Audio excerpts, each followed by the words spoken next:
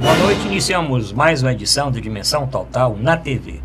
Nosso programa tem a produção do jornalista Ronda de Machado. Lembre de início, o WhatsApp do programa, aqui é Fortaleza 85 99925 1122. Lembro também o nosso portal na internet, portalarrudabastos.com.br. No portal Arruda Bastos, o telespectador pode rever todos os programas anteriores, inclusive da semana passada, que nós discutimos aqui a reforma trabalhista. Hoje, comigo no programa, o Dr. José Maria Filomeno. Dr. José Maria é advogado e economista.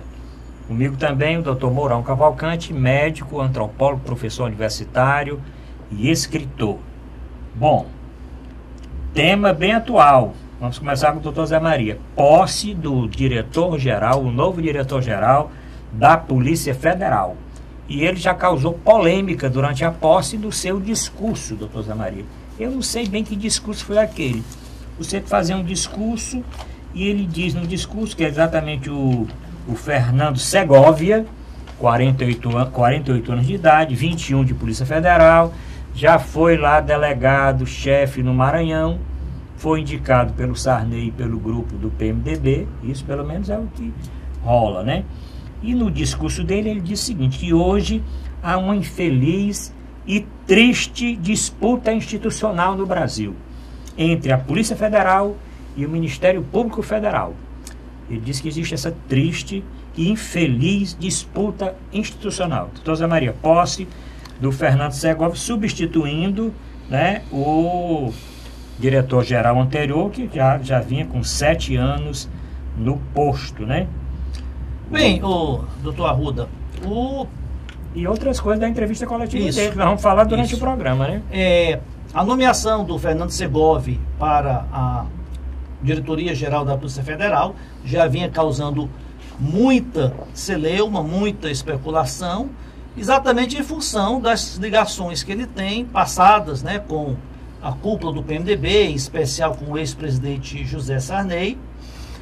E esse discurso dele de posse hoje também está trazendo muita polêmica, uma repercussão muito grande, porque ele, de fato, acirrou mais ainda essa disputa que existe entre a Polícia Federal e a Procuradoria-Geral da República, né? Uhum. Ele vai por uma linha, defende uma linha em que a Polícia Federal tem que ter uma participação maior, né, nas negociações de delações premiadas, inclusive tendo a autonomia, a prerrogativa, né, de firmar acordos de delações premiadas com empresas, com pessoas jurídicas, do qual eu discordo, né, do ponto de vista jurídico.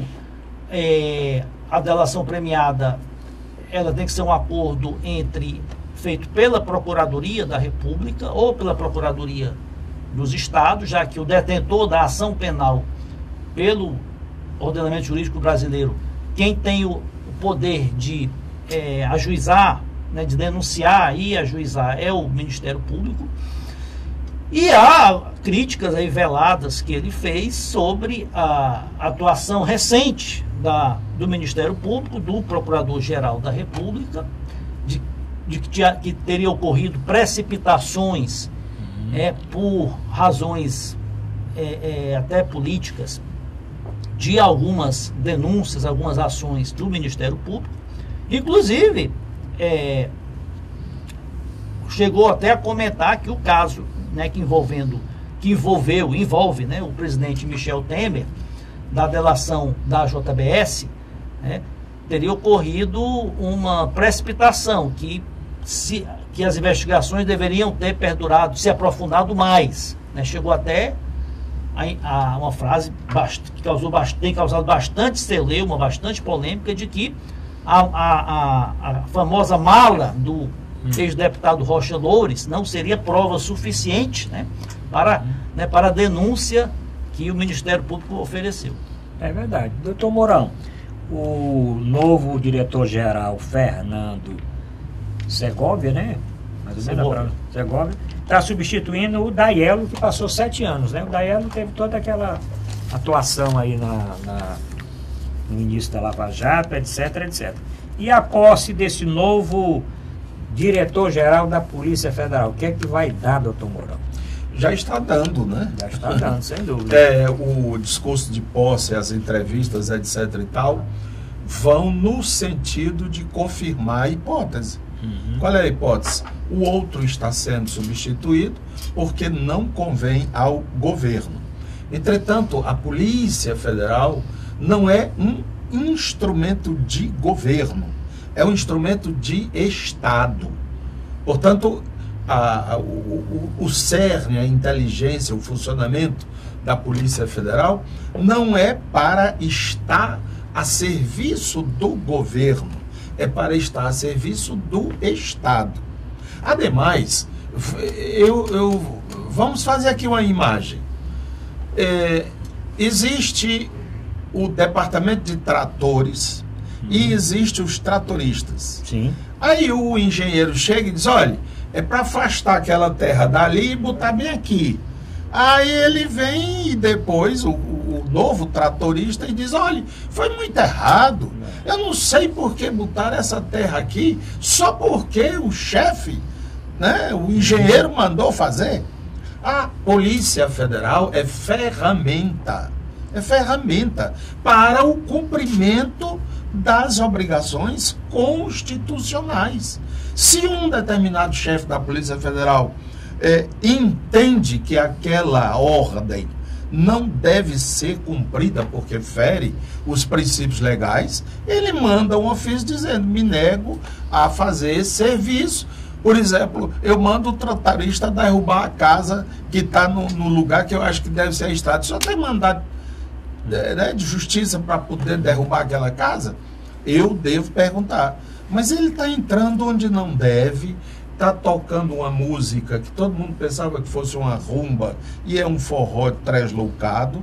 Ele veio, então, justificar a hipótese, ele comprova a hipótese que se tinha, que é de que ele veio para cada vez mais ampliar a intervenção do governo nas estruturas do Estado. Doutor Zé Maria, também causou estranheza a não presença da presidente do Supremo Tribunal Federal. Sim. Não foi, não compareceu. Também não compareceram a Raquel Dodge. Não compareceu. Quem foi representante, que não foi nenhum representante do Supremo, quem foi o futuro presidente, né? O futuro presidente Dias Toffoli. Dias Toffoli foi, mas foi anunciado como o futuro presidente, não como estando representando a atual presidente, né?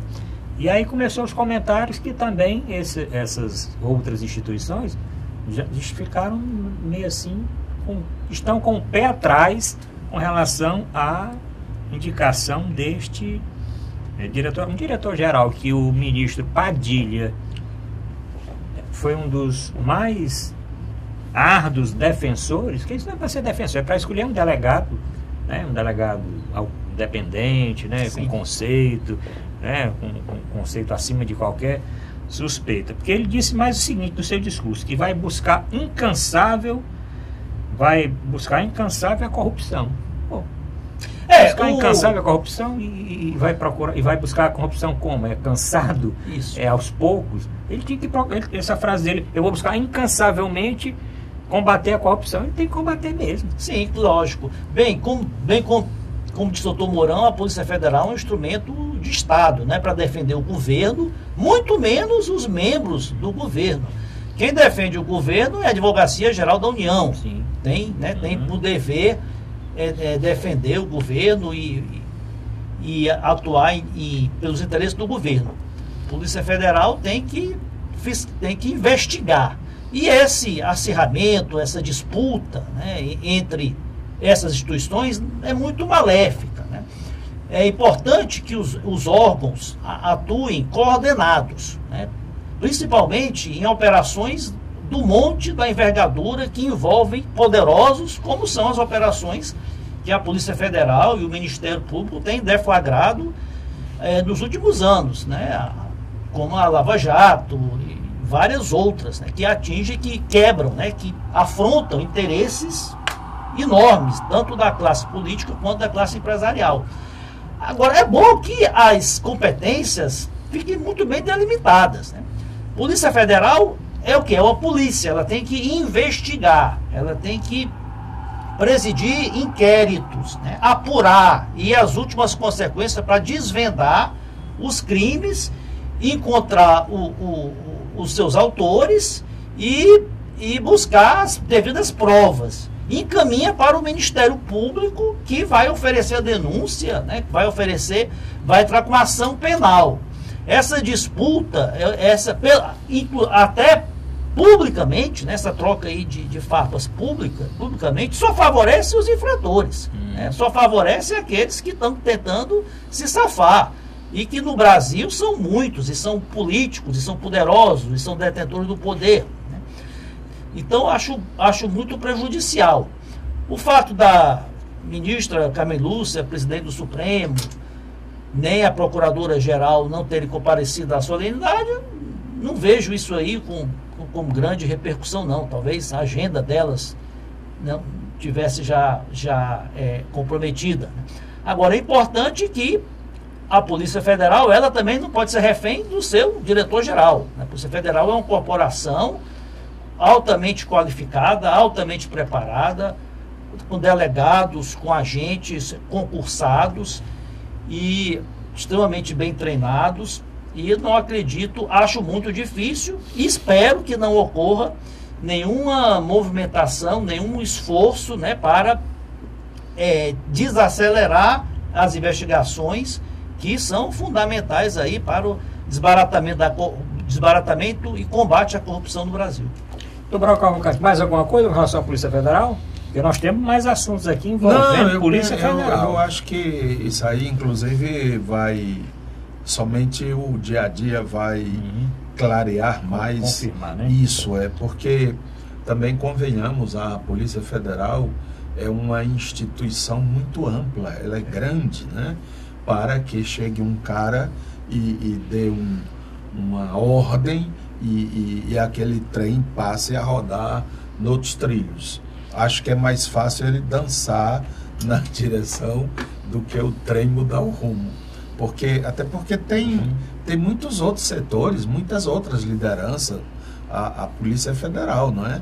E ela volta a insistir, um instrumento do Estado. Isto é, quando a Polícia Federal foi criada, tem lá na sua regulamentação, na própria Constituição, é dito isto também. Quem tem, o Estado brasileiro tem uma polícia para fazer isso e aquilo.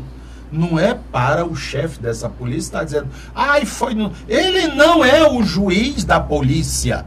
Portanto, ele já cometeu um ato desatinado. Ele não foi escolhido para fazer sobre a administração passada qualquer julgamento. Eu acho que nem lhe cabe esse papel. Ele está extrapolando, ele já está pisando na bola. E não é bom para um jogador que entra, os primeiros lances ele vai pisando na bola, né? Verdade. Doutor Zé Maria, vamos passar para outro tema então?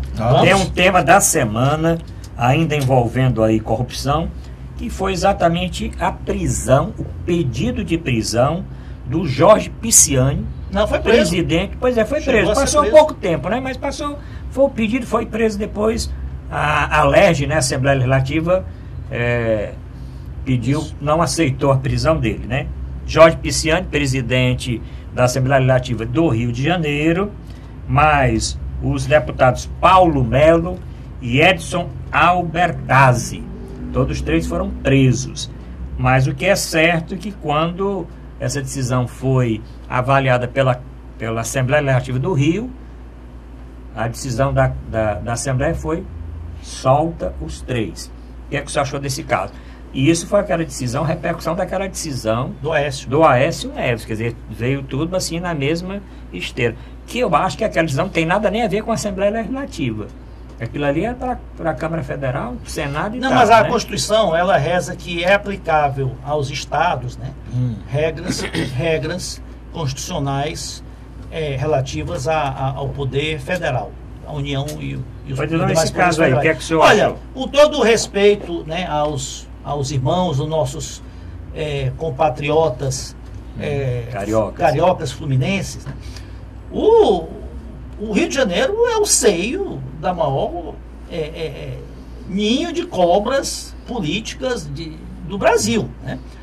Fala-se muito aí de vários partidos denunciados, envolvidos com corrupção, PT, PP, diversos outros. Agora, ninguém supera o PMDB carioca, do Rio de Janeiro. Você tem lá o ex-governador Sérgio Cabral, que preso já há quase um ano e respondendo a dezenas de processos. Já foi repatriado mais de 300 milhões de reais só do que foi já descoberto da Suíça. Está envolvido na Lava Jato, está envolvido em diversos outros inquéritos. Onde ele metia a mão havia corrupção. O Eduardo Cunha está preso. O Eduardo Cunha, que era também um dos líderes do PMDB do Rio de Janeiro, era diz que elegeu uma bancada de mais de 200 deputados, né, para comandar a Câmara Federal com recursos, né, de propinas de diversos escândalos.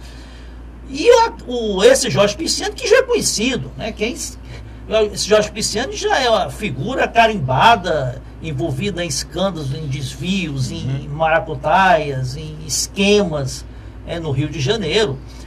E ele e seus filhos também, tem um filho deputado. Tem um filho preso, né? Ele tem um filho preso, né? E tem outro filho que é deputado ministro, federal, né? É o Leonardo Pisciani, deputado federal, e também, independente das denúncias contra o pai, há denúncias sérias, há um delator, um marqueteiro delator, que disse claramente que pagou propina ao Leonardo Pisciani para ganhar uma concorrência, uma licitação, que logicamente foi fraudada. E esse homem continua no governo, continua como ministro e nada acontece. No Rio de Janeiro, os deputados, era o que se esperava, né? A grande maioria dos deputados livrou, né? Relaxou a prisão do Jorge Pisciani, pensando nas suas próprias, né? Na sua própria situação, que podem amanhã estar sendo alvo da justiça. É lamentável, é uma vergonha para o Rio de Janeiro, é uma vergonha para o Brasil. Como é que o chefe de poder, porque o presidente da Assembleia, ele é presidente da Assembleia Legislativa já há vários anos, como Sérgio Cabral foi também, se não me engano, durante 8 ou 10 anos, presidente da Assembleia Legislativa do Rio de Janeiro. O presidente de um poder legislativo estadual sair da cadeia e voltar para a cadeira de presidente. O ministro Luiz Fux, há poucos minutos, disse o seguinte: lamentável, vulgar e promíscua. É assim que o ministro do Supremo Tribunal Federal, Luiz Fux, classifica a decisão da Assembleia Legislativa do Rio de Janeiro de soltar os deputados estaduais do PMDB, que eu já citei: Jorge Pisciani, Paulo Melo e Edson Albertazzi. Doutor Mourão, é mesmo lamentável, vulgar e promíscua esta decisão? Bom, eu não sei o que é que significam esses adjetivos, talvez só ministros entendam, né? Mas vamos recuar um pouco para nós compreendermos, porque eu acho que uma das funções da imprensa, da mídia, é tentar ter um papel pedagógico, não é? Eu recordo, era jovem, e houve um grande impasse entre o governo, que na época era o governo militar, mas a chamada fase branda, e o Congresso funcionando. E um deputado de nome Moreira... Como é? Não é Moreira Franco. Não é Moreira, não. Ali é o Gato Angorá. Marcelo Rubens Paiva? Não, era o... Lembro já o nome. Moreira... Ele fez um discurso... Não, Marcelo Rubens Paiva. Não era não. É Rubens Paiva, não? Não. Era... Digo já o nome direito durante o programa. Vamos lembrar. Ele fez um discurso criticando os militares. E os militares mandaram a ordem ao Congresso caça esse homem. Esse homem não pode estar aí. O Congresso entendeu aquilo como um insulto e negou. Não deu licença. O que é que fizeram os militares? Fecharam o Congresso e veio o AI-5. Então, isso faz parte da história, mas 88 é quando a Constituição foi feita. Depois de todas essas histórias, os constituintes quiseram proteger a sociedade e os poderes dessas avanças. Então, criaram estas proteções.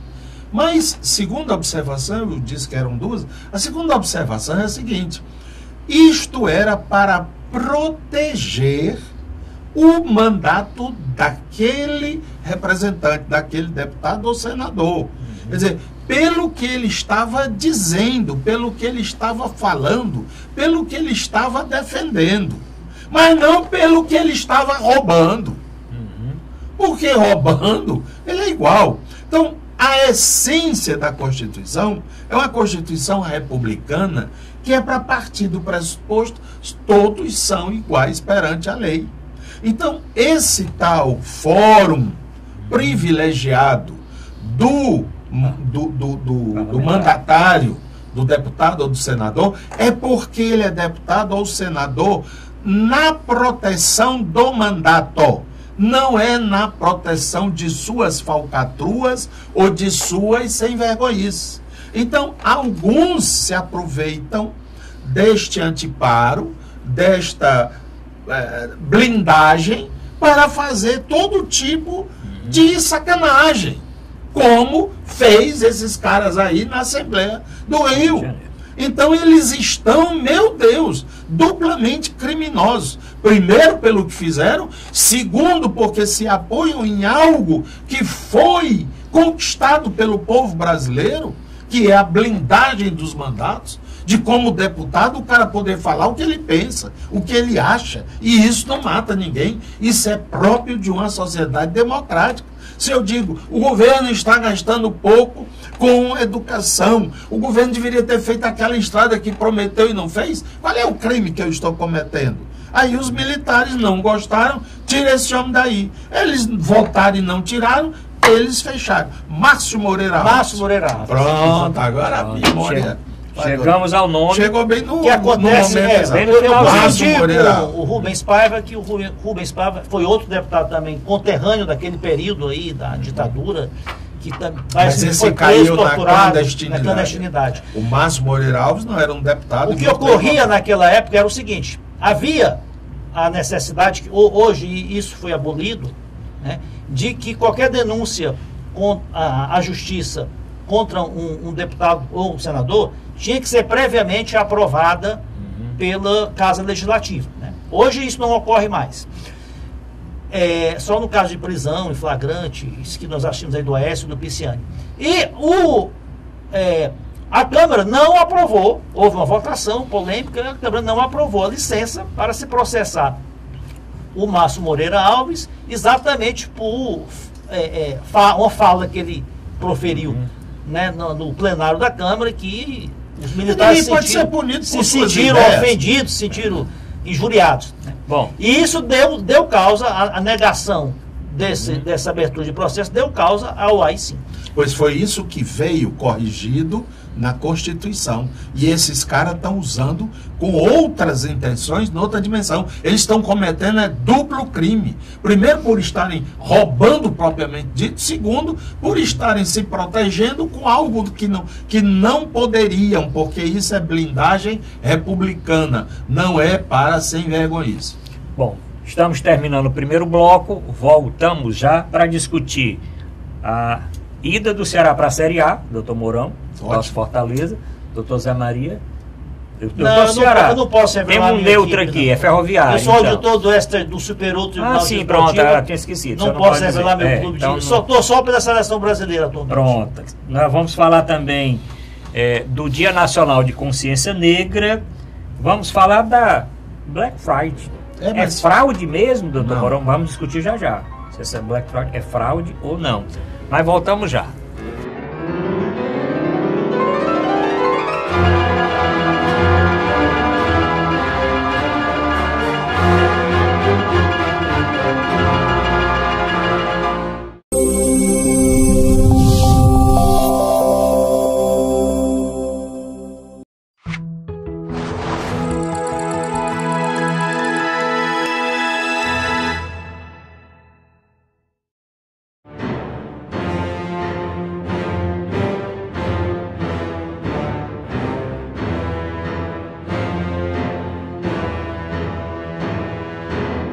Voltamos a apresentar a Dimensão Total na TV. Lembro mais uma vez o WhatsApp do programa, 85 Fortaleza 99925 1122.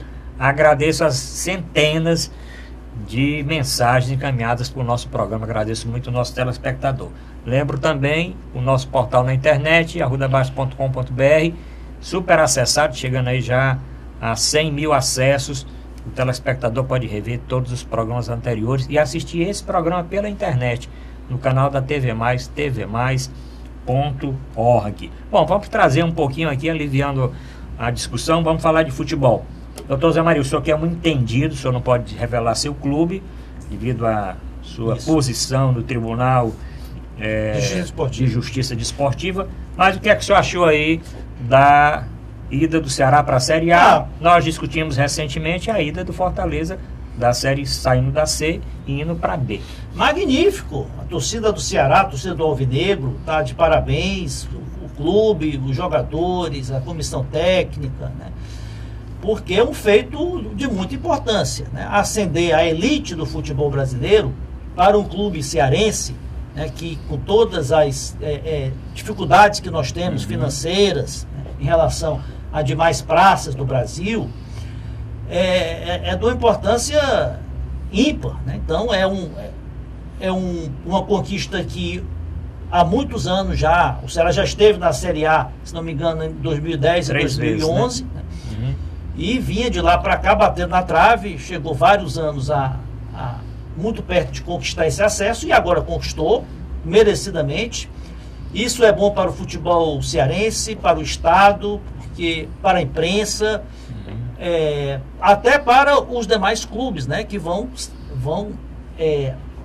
ganhar. A federação ganha porque ela recebe um percentual maior das rendas, que serão maiores, porque nós vamos ter aqui grandes clubes do futebol brasileiro visitando o Ceará para disputar o campeonato brasileiro. E é uma maravilha. Tanto o Ceará ascendeu para a Série A, quanto o Fortaleza ascendeu para a Série B, né? E muitos dizem que a classificação do Fortaleza para a Série B serviu de estímulo, né, para o Ceará. A competição, essa rivalidade, ela tem um lado positivo, porque um sempre tenta superar o outro, né? Então, é muito bom, e espero que os dois clubes mantenham-se, e que até que o Fortaleza também tem muita chance no ano que vem de subir para a Série A. Que maravilha será, nós em 2019 temos 2 clubes na Série A, vamos torcer por isso. Doutor Manuel Cavalcante, eu sei que o senhor já falou aqui no programa que é torcedor do Fortaleza, inclusive já saiu daqui meio-dia para assistir um jogo lá em Natal do seu Fortaleza. O que é que o senhor achou aqui desta ascensão do Ceará à Série A e o que o senhor acredita isso? Por que o Ceará subiu? Essa rivalidade do Fortaleza ter subido para B ou porque a direção do time formou, realmente a diretoria do time formou o treinador? O que é que o senhor achou? Já que o senhor é um exímio também comentarista político e de esporte. Não, esporte eu tô meio fora. Você deixou de mencionar a época, né? Sim. Isso tem pelo menos 45 anos, quase. Sim. Foi quando eu era estudante de medicina. Formado, tenho 42, bota mais 3. Aí já se jogava com bola de couro, né? Foi bem, mas independente disso, eu acho que essa promoção dos 2 principais clubes cearenses talvez me faça voltar aos estádios, né? Sim, vai ter muito jogo bom. E eu achei muito bacana, era uma coisa que poderia ter sido reproduzido muito na imprensa, a declaração de um jogador, que chama-se Pio. Ele é jogador, já foi do Fortaleza? O jogador do Ceará, que foi do Fortaleza. E ele mesmo estando ali no calor da comemoração e tendo terminado o jogo, ele disse algo de muito sensato, que foi essa conquista do futebol cearense. Como foi conquista também o Fortaleza passar da C para a B. Agora, eu acrescento, e isso é tipo bicicleta. Tem que ficar pedalando, senão cai, né? Não podemos, hoje mesmo, as 2 equipes já devem ter começado a trabalhar para o próximo ano. No próximo ano vai haver Copa do Mundo. Parece que vai ser bem truncado esse campeonato brasileiro, né? E última lembrança é que os dois que tinham de Pernambuco, Náutico e Sport, caíram. E parece-me que o ABC também, de Natal, também caiu. Então é bom quem vê as barbas do vizinho, e o vovô tem barba, né? Tem. O leão tem também, porque um leão tem uma juba. É bom botá-las de molho e tentar armar uma equipe. Gostei muito de um aspecto destacado pelo novo técnico do Fortaleza, que é o Ceni, Rogério Ceni. Ele disse que vai tentar dar chances aos jogadores da casa, de base. Acredito que possa ser porque ele próprio é fruto disso, né?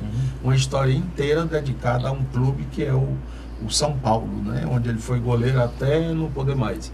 Então, estamos de parabéns. Eu acho bonito a vibração do estádio, a vibração, e vamos acabar com essa história de briga, de confusão. Foi bom para o Ceará, para o Fortaleza e para todos nós. Não fazer como um amigo que eu tinha, que não emplacava carros aqui, porque tinha o nome Fortaleza. Ele ia emplacar em Aquiraz ou Pacajus. É a pessoa que disse. Então, o futebol cearense, seja bem-vindo todos aqueles que vão vir. Aliás, haverá o desfile de todas as melhores equipes do Brasil, não é? Porque a Série A e Série B. São os 20 a uns 40 maiores clubes do Brasil. Doutor Zé Maria, e a torcida, né? Quer dizer, você vê um estado pobre como o Ceará sempre se destacando na presença de público no estádio, né? As rendas do Fortaleza foram sempre as maiores na Série C, né? Bateu recorde em cima de recorde. E o Ceará também tem as maiores rendas da Série B. Né? Inclusive deve agora no último jogo, né? Já tem mais de 30 e tantos mil ingressos vendidos, deve suplantar aí talvez os 60 mil torcedores, né? Coisa só alcançada na Copa do Mundo, quando a Copa do Mundo o Brasil jogou aqui no nosso... Essa torcida, os clubes poderiam aproveitar melhor. Olha, o Ceará, tanto o Ceará como Fortaleza estão entre as 15 e 16 maiores torcidas do Brasil, proporcional exatamente à população. Fortaleza é a quinta maior cidade do Brasil e a nossa torcida dos dois clubes é uma torcida muito participativa, né? Os estádios sempre estão cheios, os maiores públicos na Série C sempre foram do Fortaleza. Esse ano o Ceará também obteve grandes arrecadações, e é importante que isso continue, é fundamental. Não adianta os clubes subirem e caírem, ficar naquela gangorra, né? Sobe e cai. E para que as equipes se mantenham, tenham condições de manter bons times, boas equipes, contratar bons jogadores, é fundamental o apoio da torcida, pela renda, pela motivação. Então, os programas de sócio-torcedor do Fortaleza, o Rogério Ceni, que o doutor Mourão citou como novo técnico do Fortaleza, uma figura de renome, né, nacional e internacional, já está atraindo muitos torcedores do Fortaleza. A ascensão à Série A vai também levar muitos novos sócios torcedores ao Ceará, e isso é importante, né? A torcida não pode ir. Muitos torcedores têm aquele hábito de só ir para o estádio quando o time está bem, quando o time está ganhando. E é nos momentos de maior dificuldade que é mais importante o apoio do torcedor. Sem dúvida, os dois clubes vão angariar um número enorme de sócios torcedores, que é o que hoje mantém os clubes exatamente nas dificuldades, né? Quando não estão numa fase boa, ou quando querem contratar, ter certeza de ter um fluxo de caixa para pagar os seus compromissos, né? E o Ceará foi muito saneado recentemente. O Ceará era um clube que vivia muito endividado e foi saneado, hoje está também muito equilibrado. O Fortaleza também passou por esse saneamento, né? Ninguém vê jogador atrasado, não tem bicho atrasado, ninguém vê reclamação disso. Os clubes se estruturaram muito no seu departamento médico, no seu departamento físico, na sua estrutura mesmo de treinamento, né? Os dois clubes, nesse aspecto, já rivalizam com os clubes que estavam um pouco mais avançados, e até mesmo da Bahia e de Pernambuco, né? Nós devemos ter uma queda de muitos times do time nordestino para a Série C também, né? Porque o Bahia conseguiu se safar, mas o Vitória e o Sport estão ameaçados de cair para a Série B e aí disputar com Fortaleza. Já os que estavam lá, Santa Cruz Sport e o ABC, já caíram para a série onde Fortaleza estava. Então vai concentrar muito time aí, tanto na Série B como na Série C. E o Ceará vai ter um destaque porque pode ser talvez ou o único do Nordeste ou se não o segundo do Nordeste. Pelo menos o Bahia já garantiu Bahia tá a permanência. Né? Não tem ninguém acima do Ceará. A dificuldade dos clubes nordestinos de suplantar, de permanecer na Série A é a diferença financeira.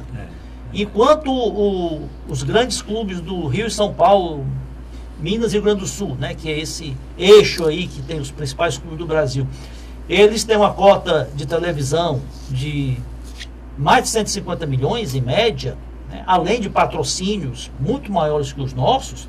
Os demais clubes, o Ceará vai ter algo em torno de 30 milhões. Né? Então eles têm um orçamento, mesmo na Série A, pelo menos 10 vezes maior. Então o clube tem que ter muita competência financeira, muito equilíbrio, né? Como o Ceará tem demonstrado ter nos últimos anos, para saber montar uma boa equipe sem fazer grandes, né, extravagâncias financeiras, dentro de um orçamento limitado. Tomaram alguma coisa mais de futebol? Vamos passar para o terceiro bloco, então. Não, bola não. Chega de bola. Vamos agora fazer o nosso segundo intervalo. Voltaremos já para discutir assuntos aqui do nosso Ceará também e assuntos do Brasil. Voltamos já.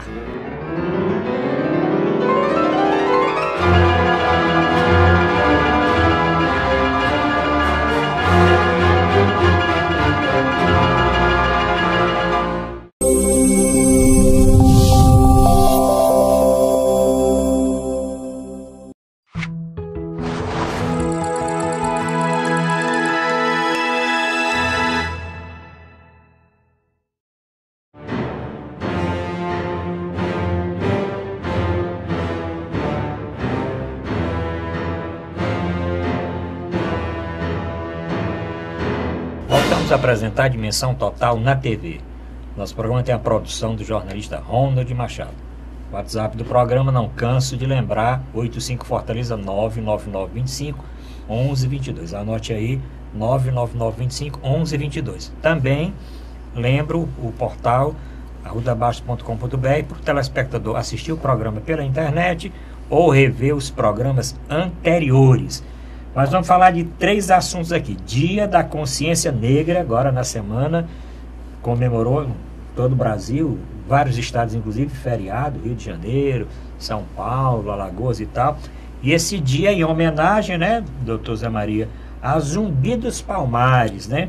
Zumbi dos Palmares, que morreu exatamente no dia 20 de novembro de 1695.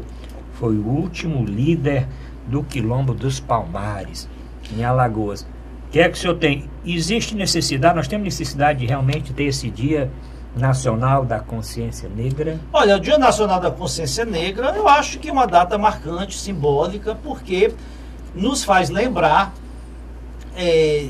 de uma grande mácula, né, uma grande chaga, de uma grande ferida da história nossa do Brasil, que faz parte da formação da nossa nação, que foi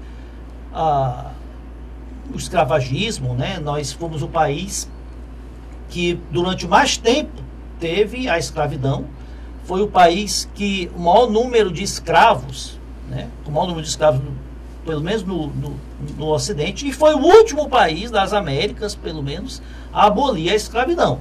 Então isso foi uma grande mácula, isso é uma página que tem que ser lembrada para que nós possamos abolir e combater todas as consequências, né, desse período escravocrata, que tanto desumanizou, tratou com tanto desrespeito, né, uma quantidade enorme de brasileiros que eram os negros, né? Então, temos que combater, que essa data se sirva para nos lembrar do combate, da necessidade do combate ao racismo, à intolerância racial, à discriminação racial, né? Já que se existe um povo que não pode de forma alguma ter comportamento racista, é o brasileiro, porque todos nós, né, somos, o Brasil é um dos países mais miscigenados do mundo, né? Eu vejo pouquíssimos brasileiros não têm sangue, o sanguinho negro nas suas veias, né? Nós todos temos, porque a miscigenação foi muito grande, ao contrário, o brasileiro talvez o povo que não tem um estereótipo característico, né? O brasileiro pode ser negro, pode ser mulato, pode ser indígena, pode ser louro, pode ser oriental. Então, nós somos um povo multifaceado. Então, é importante a data. O Quilombo do Palmares, o Zumbi, né? O Zumbi personifica esse herói aí da resistência negra, mas tem também um cearense que foi muito importante, que é o Dragão do Mar, né? Dragão do Mar, que era um pescador que também conhecido como Chico da Matilde, né? Sim. Que ele liderou uma revolta contra os... ele trabalhava como uma espécie de pescador e também estivador no porto de Fortaleza. Ele liderou uma revolta não permitindo que navios negreiros, né, atracassem. Tanto navios trazendo escravos como navios, né, levando escravos, que naquela época, nos anos de 1880, houve uma grande seca no estado do Ceará e muitos fazendeiros, muitos proprietários começaram a vender os escravos para fora do estado, e ele não permitiu que os escravos embarcassem. Então o Dragão do Mar, né, e esse movimento do Dragão do Mar levou a que o Ceará fosse o primeiro estado do Brasil a libertar os escravos. Isso ainda 4 anos antes do país, né? 4 anos antes da Lei Áurea. Em 25 de março de 1884. Lá em Redenção. Em Redenção. Então, a lembrar o Dia da Consciência Negra, lembrar os Zumbi dos Palmares, temos que lembrar também aqui o nosso grande Dragão do Mar. Doutor Manuel Cavalcante, Dia da Consciência Negra, hoje ainda está necessitando realmente ter essa conscientização? Sim. Racismo ainda é grande, discriminação racial e etc. Sim, com certeza. E eu gostaria de aproveitar que estamos falando desse assunto para dizer que algo dentro desse assunto, desse tema, me preocupa. É que está havendo um movimento de caça aos cultos afro-brasileiros. Umbanda, candomblé, vodú, a chamada macumba. Existem segmentos pentecostais que têm uma verdadeira revolta, escárnio a essas manifestações que têm origem e que é assentado dentro da cultura negra. Então, numa verdadeira afronta a tal da liberdade religiosa que existe no Brasil. Não é uma seita qualquer que pode concluir, não, mas esse negócio desse negro aí é coisa de sem vergonhice. Não pode. Está na Constituição que é livre a manifestação. Então, no Rio de Janeiro, em Salvador, São Paulo, Porto Alegre, que são os lugares que têm as maiores manifestações de cultos afro-brasileiros, estão sendo agredidos. Existem verdadeiras patrulhas armadas que invadem esses terreiros, esses cultos e destroem. E já houve casos no Rio de Janeiro em que armados eles chegam para o Pai de Santo, ou Mãe de Santo, e dizem, quebre já todo esse troço aí que vocês têm aí. Eles obrigam os próprios crentes, quer dizer, aqueles próprios aderentes, a fazer isso. Isso não pode continuar, isso não pode existir, não tem cabimento para isso. Nós não construímos uma nação para essa coisa. Eles são do demônio, são de Satanás. Que onda é essa, meu irmão? Quem é que pode estar dizendo que nada é de Deus ou de Satanás? Quem? Você foi autorizado por quem para estar dizendo isso? Então, essa coisa precisa ser denunciada e precisamos ter uma veemente postura em relação a isso. Sobre isso, esse combate aí à intolerância, seja religiosa, seja de raça, de credo, política, de orientação sexual, né? Tem que ser combatido, né? O Brasil vive sobre uma cultura multirracial, o país é um país laico, né? Isso reza até da própria Constituição, e não se pode admitir agressões, né, aos divergentes. Não são divergentes, eles também são. Sim, divergentes de nós, como né? O pastor tem direito de abrir a assembleia dele, da maioria. culto dele, o outro acolá que também tem. Qual é o então, problema? a jornalista Glória Maria, ela foi criticada recentemente, porque ela... Agora, recente, falando do dia da consciência negra. Ela publicou um post em que diz que, olha, mais do que defender o direito dos negros, dos amarelos, dos brancos, dos pardos, defender os direitos humanos. E ela foi mal interpretada, achando que ela como negra, estaria desprezando, né, o combate à discriminação racial. Enquanto ela estava, pelo contrário, ampliando. Ampliando a defesa dos direitos humanos como um todo. Da mesma forma... direitos de defesa do credo. Cada um tem da mesma forma que antigamente também ninguém podia professar que era protestante. Exatamente. Né? Inclusive lá em Barbalha tinha escrito lá na entrada, né? Atenção, né? Forasteiros protestantes. Barbalha já está convertida. Fora daqui, vão embora. Como? Por quê? A liberdade religiosa é fundamental. A liberdade religiosa, a liberdade de expressão, né? Então, o grande estadista é aquele que, olha, posso discordar frontalmente do que você pensa, mas eu defenderei até a minha última energia que você tem direito de fazê-lo. Então, podemos discordar dessas religiões, desses credos, mas temos que defender o direito de cada um, né? Cultuar aquilo que entende por melhor. Realmente nós estamos muito longe ainda dessa consciência e dessa postura não discriminatória, né? Por isso que é importante esse dia, tanto que nós estamos comentando aqui no nosso programa e queremos ouvir a opinião do nosso telespectador. O senhor concorda que nós ainda temos um país com muita discriminação racial? É por isso que os cabeças desses movimentos religiosos, no caso, os pastores, mesmo os padres, os religiosos de todas as matizes, eles precisam, no lugar de estar instigando, estimulando os seus adeptos, partir para uma posição de mais leniência, de mais condescendência para com as outras manifestações. Eu gosto muito, por exemplo, esses cultos ecumênicos, em que tem ali um pastor protestante, um espírita, um católico, um rabino, um espírita, enfim, que haja um ecumenismo, cada qual na sua, respeitando as idiosincrasias, as particularidades de cada um. Essa coisa de sair com um bocado de pau quebrando tudo, que doidice é essa, cara? Te manca. Né? Bom, vamos mudar de assunto, que o terceiro bloco é rápido.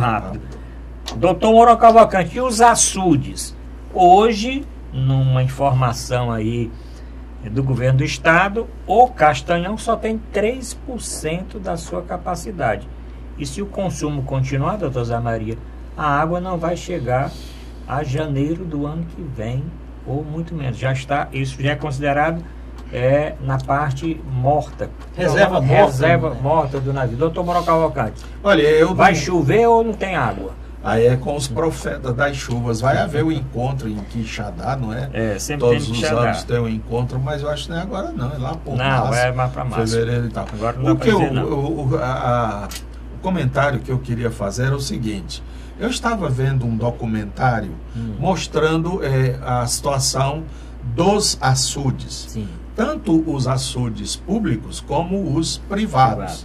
E o que a gente observa, digamos que aqui é a parede do açude, toda a revença, né, que eles chamam, a gente sabe que um dos fatores mais negativos do acúmulo de água nos açudes é o espelho d'água, que é uma verdadeira bacia para que a água com o sol se evapore. Então, o açude, às vezes, perde muito mais água na evaporação do que na própria liberação que é feita. Por que eu estou dizendo isso? Porque na Índia, eles têm, até pelos limites de terra, é muita população, 1 bilhão de habitantes. Mais de 1 bilhão, 1 bilhão e 200. Pois é. Eles não podem fazer açude como a gente tem aqui o Castanhão a perder de vista, né? Então o que é que eles fazem? Aprofundam o açude. E o açude tem verdadeiros porões onde se armazena água, de tal monta que um açude pequeno é grande em água porque tem água acumulada. Aí eu estava vendo todos esses açudes secos. Por que é que o governo, os particulares, sei lá quem, toma a iniciativa de o trator aprofundar esses açudes? Porque muito disso, viu, doutora Zé Maria? Muito disso é por conta da terra, da areia, do humus, né, que vem com as águas. Então, existem açudes, como o paradigmático, que é o açude lá de Quixadá, açude do cedro, que foi feito por ordem do imperador. Hoje, a quantidade de terra está quase no limite do açude. Então, ele não acumula nada. Um tratores que pudesse tirar todo esse material, barro, terra e tudo, e aprofundar, iria aumentar gloriosamente toda a capacidade de armazenamento dos açudes. Eu tenho certeza que o governo, se nós estamos sabendo desse problema, imagine as autoridades. Sabem não.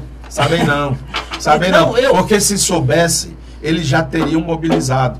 Em toda a cidade do interior tem trator que está ocioso. Bota esse trator, contrata para eles cavarem ali 3, 4 dias. A sugestão do doutor Mourão, que eu não sou técnico, eu não sou engenheiro. Agora, o governo sabe, eu espero, né, que o governo tenha, as autoridades estaduais, federais e até os prefeitos tenham a consciência de que isso é um problema básico. A água é vital para a vida, não é só, além da atividade econômica, da agricultura,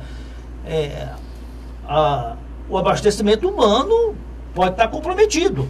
Agora, vamos ver se as águas do São Francisco vêm, porque essa promessa das águas da transposição, pelo que no começo do ano, já as obras vão atrasar, mas chega no começo de 2018, né? E eu quero ver muitos políticos irem às urnas agora em outubro próximo sem terem cumprido o que prometeram sobre as águas do São Francisco. É fundamental. O doutor Mourão está dando aqui a dica, não custa nada. O doutor Mourão pesquisou e é verdade. Você colocar aquele açude enorme, quilômetros de distância, a água ali formando aquele espelho d'água. E esse sol causticante nosso aqui evaporando. Mas existem cálculos, doutor Arruda, que dizem que mais ou menos 46% da água vai embora. Quer dizer, guarda e vai embora. Então, cava que a área passa a ser menor, armazena o mesmo tanto d'água. É isto que os indianos fazem. Eu me lembro, eu recordo que o meu pai era deputado ainda, e o deputado Raimundo Bezerra, né, que era muito conhecido, Crato. Ele tinha um projeto, foi até Brasília apresentar um projeto lá no Ministério do Interior, no antigo Ministério do Interior, para que se cobrissem os açudes, né, com material, eram cabaças, eu acho até um material natural, exatamente para evitar a evaporação. Eu não sei porque essa tecnologia nunca foi utilizada. Mas você pode evitar cavando e fazendo mais profundo. É isso que a Índia faz, não precisa de grande tecnologia não. Pega esses tratores aí que estão todos ociosos, os proprietários doidos por serviço, não é? cava, você quanto menor o espelho, maior a profundidade, você tem o mesmo volume, mas com um espelho de evaporação menor. Além dela ser bem guardadinha, né? Lá embaixo. Vamos discutir esse assunto no próximo programa, mas o telespectador pode aí então comentar o que discutimos agora. Vamos falar de violência.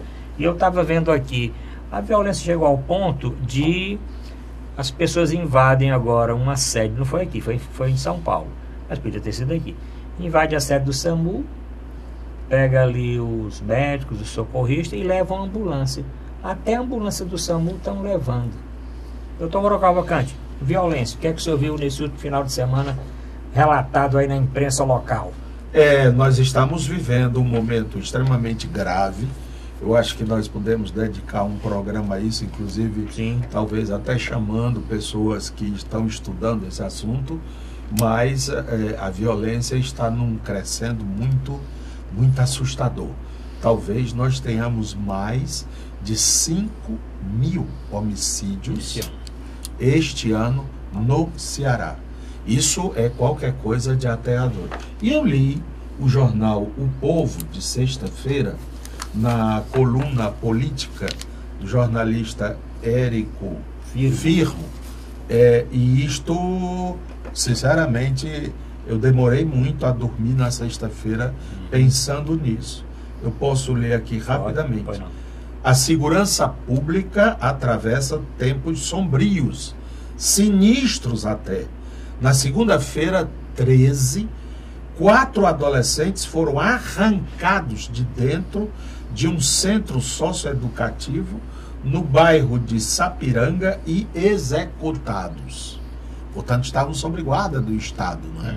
Estavam presos ou detidos. No mesmo dia, no mesmo bairro, 2 corpos esquartejados foram encontrados. Um dia antes, uma cabeça humana foi achada em caixa de papelão na Bela Vista. Ainda no domingo, corpo de mulher foi encontrado esquartejado na Barra do Ceará. Na quarta-feira, 15, uma mão humana decepada foi encontrada em rodovia em Maranguape. Isso não é normal, não é aceitável. A situação é animalesca.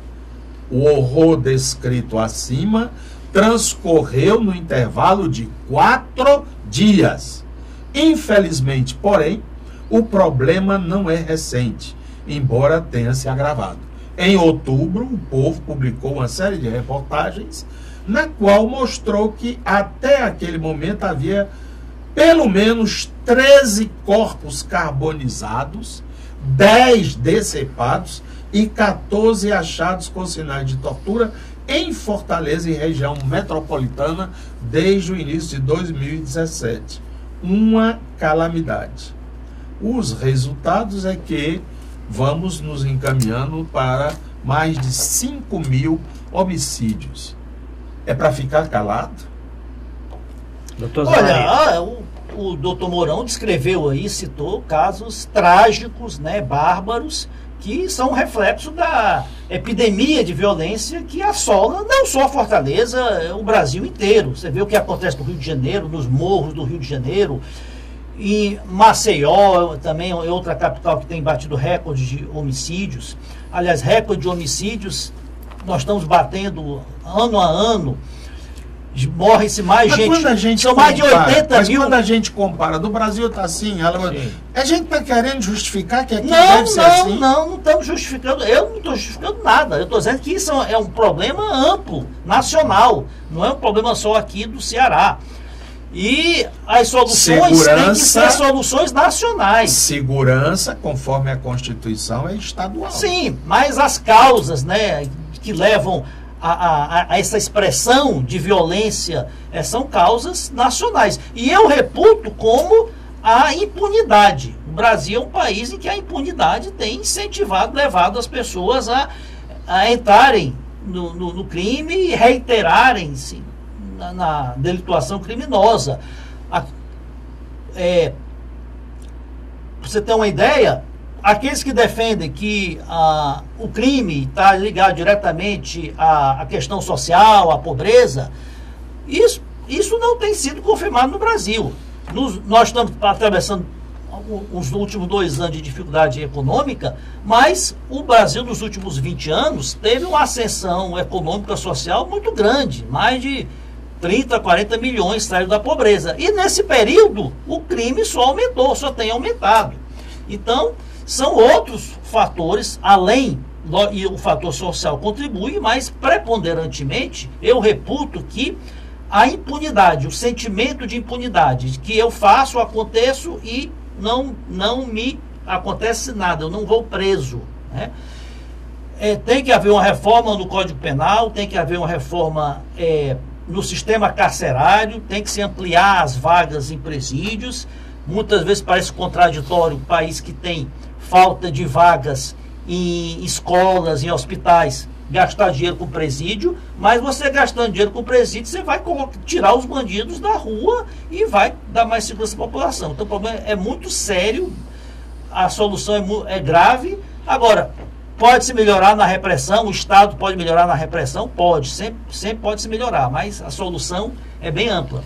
Bom, infelizmente o tempo passou, o telespectador pode encaminhar o seu comentário, atendendo aqui o Dr. Mourão, vamos programar aí futuramente um programa especial para discutir essa violência, os aspectos que o Dr. Zé Maria pontuou e que o Dr. Mourão Cavalcante também levantou. Quero agradecer aqui a presença do Dr. Zé Maria Filomeno, que é advogado e economista e também comentarista do programa do Fernando Maia na Rádio Assunção, de 13 às 14 horas, de segunda a sexta. Agradecer também aqui o Dr.